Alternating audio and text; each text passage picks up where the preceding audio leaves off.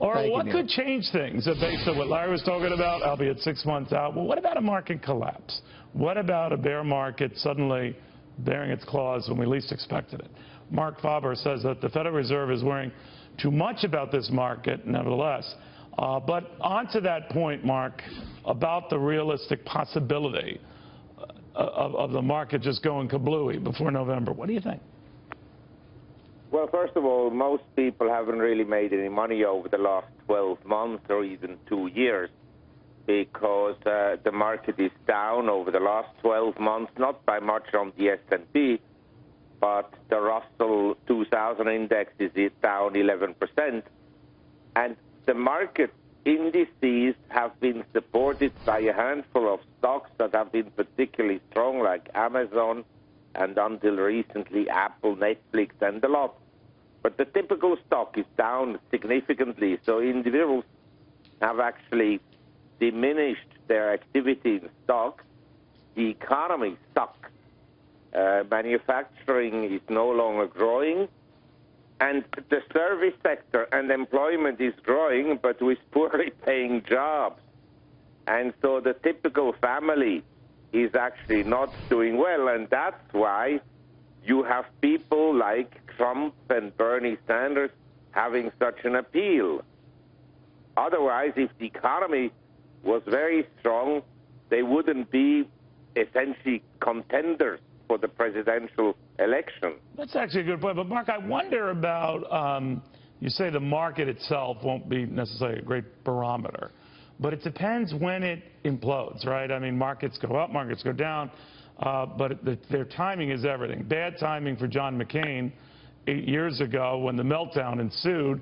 Ronald Reagan and, by extension, George Bush, Sr. as vice president, survived the October '87 market fall-off because they still had a year to work things out. So timing is everything, isn't it?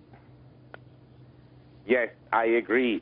Now, it's very difficult to time anything when markets are badly manipulated, and they're badly manipulated by Federal Reserve and other central banks' monetary policies, both in terms of interest rate manipulation, currency manipulation, and I suppose also stock manipulation.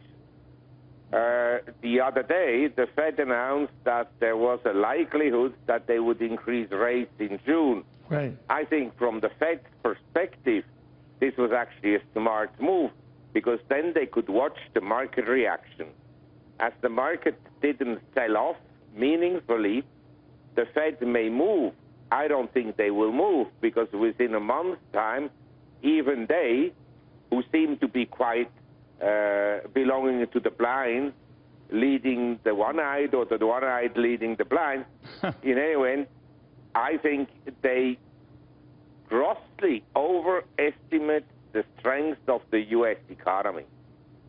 But you did say, I mean, you did say, Marc, that the markets are kind of manipulated and that the Fed is manipulating them. And I wonder, to keep rates as low as they are in the face of slow but steady improvement, not great improvement, don't they risk building a bigger bubble here?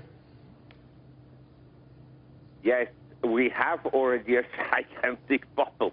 Yeah. I think that should be clear. If they increase rates, we'll see what happens.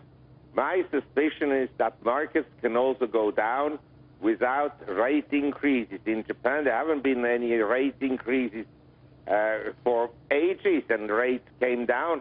The market came down. Liquidity can tighten even amid ultra-low interest rates, as Milton Friedman observed.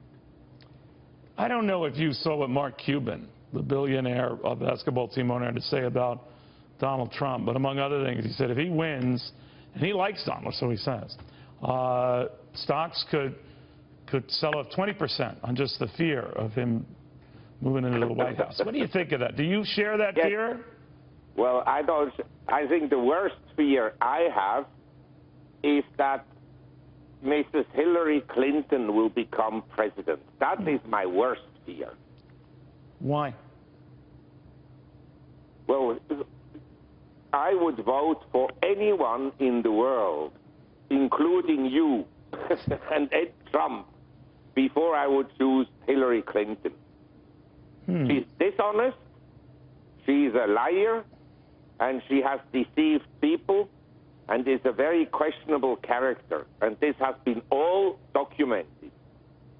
So how do you really feel about Hillary Clinton? I mean, as I told you, I think the market should sell off 100% if Hillary Clinton becomes president of the U.S. So 20% versus 100%, you'll go with the 20%. Marc, it's a pleasure. It won't go down 100%, right, because she's also a money printer, and she will increase the budget deficit. Okay. She will hand out money. All right. You know, Marc, I don't think that Mr. Trump is the most desirable future president of the U.S., okay, but none of the other candidates were. Wow. And she spoke Actually, so highly like of you, Bernie Marc. She Sanders. spoke so highly of you. Marc Faber, I thank like you. Bernie Sanders. Oh, okay. Wow. You are a riddle wrapped in a market conundrum. Marc, thank you very, very much. Well,